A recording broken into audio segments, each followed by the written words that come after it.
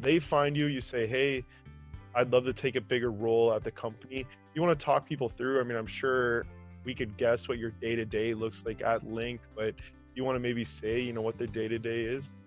Sure, and it's funny you say that. I call myself the reluctant CEO, because I love the field work. I grew up in the field, and I really enjoy that part. And distinguishing working on the business versus working in the business is it can be blurry for me at times. But I know that and having a public company on the go is also, you have that whole public entity side you have to deal with. So my day to day is pretty full on. Generally starts very, very early because we're talking with some of our clients in Asia or in Dubai, and really it goes through the day and then well into the night when it's morning over there again. So there's no real clock in my world, but there is there's certain deliverables and really underscoring Link's business, which is provision of energy for operations, and whether it be just crypto or energy. I think my mind is what else, that, and I think that's been very helpful in this business because, as you said, where guys were when it was going crazy, the technology advances. You and I were joking earlier about in 2012, one S9, which is the most outdated machine today. Everyone's gotten rid of them. In 2012, one of those machines was the entire computing power of the world, right? That one machine, and we had 500 initially in 2017, and they're not on anymore, right? They're outdated. So the technology advances in Bitcoin, I think, and in the whole mining operation, computing operations are just like computers. People are buying computers today. There's no way for the average person, those are sitting on their desk for more than 2 years. Same thing's happening. You have to look at the same thing in the Bitcoin mining world. And we've been lucky with some of our clients. They were at the forefront of renewal, I would call it, of their technology. So they're doing like a 5% renewal on their machines monthly. So they know that every 20 months they're going to have a full 100% renewal of their inventory. And I think that kind of stuff is just going to be reality, right? If you're not planning for renewal, then you're already falling behind, right? And this is what struck me as very odd when I looked at the business and I looked at a lot of companies, was they were blowing their brains out on two ends. Like it's expensive to develop energy, right? You have to look at it that you have to create, let's say we have 1,000 machines. I have to actually build from generation to plug. So I have to have 1,000 plugs in the wall, and I have to eat all that cost. So there's the CapEx of just doing that, just before I get the machines. But then I have to buy machines from China where I have to pay 100% of that CapEx up front, or maybe, as we talked about, maybe even 2 months before I get them. So I'm obligated to pay this, and in 2 months they might be somewhat outdated. Yeah. So if I'm not in the business already, I'm behind the 8 ball. So there's a lot of companies today that took the gold rush, we call it, in 2017, went public, got a bunch of money, everybody was hyped, and now they've unfortunately had to blow their brains out on the CapEx side. So they're either in debt or they've got a massive amount of shares out, and they don't have enough revenue to cover it, or their machines are now all in need of renewal. So they've got to come up with more money again to renew all of their inventory. We were really fortunate in that we wanted to be flexible in that sense. So we kind of waded through it, and we were the first true IPO in the mining space in Canada. So everybody else did RTOs for speed, and as painful as the IPO process might have been, it was actually really good, and the exchange was really good, and they asked really good questions. Lots of stuff happened in the time.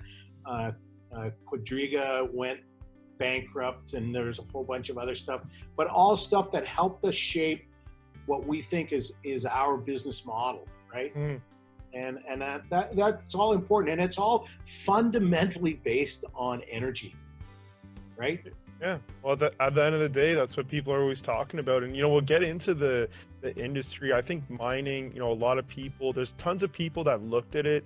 There's mining calculators out there where you go, oh, I can buy 10 S9s and, ooh, I'm making, whatever, 50 grand a month. I don't remember what the calculator said, right?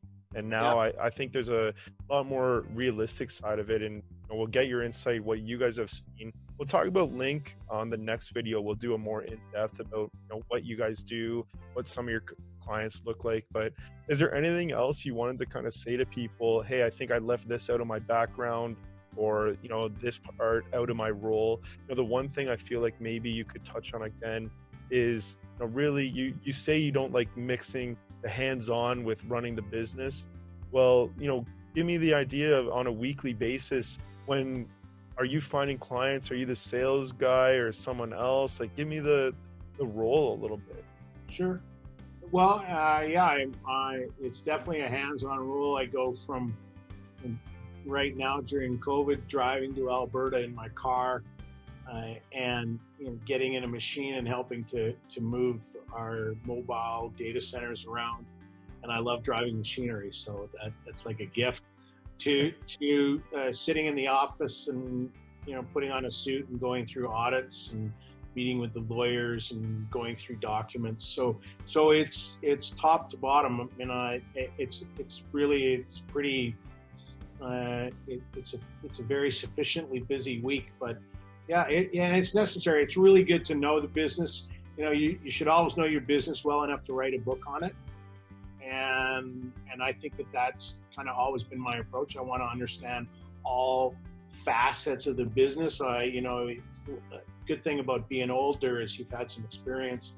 So some of the learning is a little faster, but it's all learning. Every little piece of it. And we're learning like everybody else. And a lot of it's new, Jason, right? A lot of this business is new. We're doing stuff that I can guarantee you people have never even thought of yet. And it's only gonna grow, because we have to be that way. This business is constantly evolving, like daily, right? And so if we're not thinking what else, we're falling behind. So my day is what else. And I was gonna say, the great thing about being hands-on is you see, the stuff that's working. You see the improvements that can happen. You're not just sitting there, okay, well, this is the plan, let's stick to the plan. You're the one that has the experience that can see these things happening and adapt to whatever is coming, which is great. I think this was great. I think this was a good video. I think you covered a lot of good stuff. I mean, crazy that you've been to Africa, go to China for energy stuff. That's incredible. And again, that award, which was great. Is there anything you want to touch on before we close things up? No, I think it's, like you said, it's a good place to start.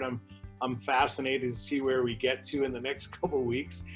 But there's a lot going on, and there's a lot of great companies doing great stuff in the space.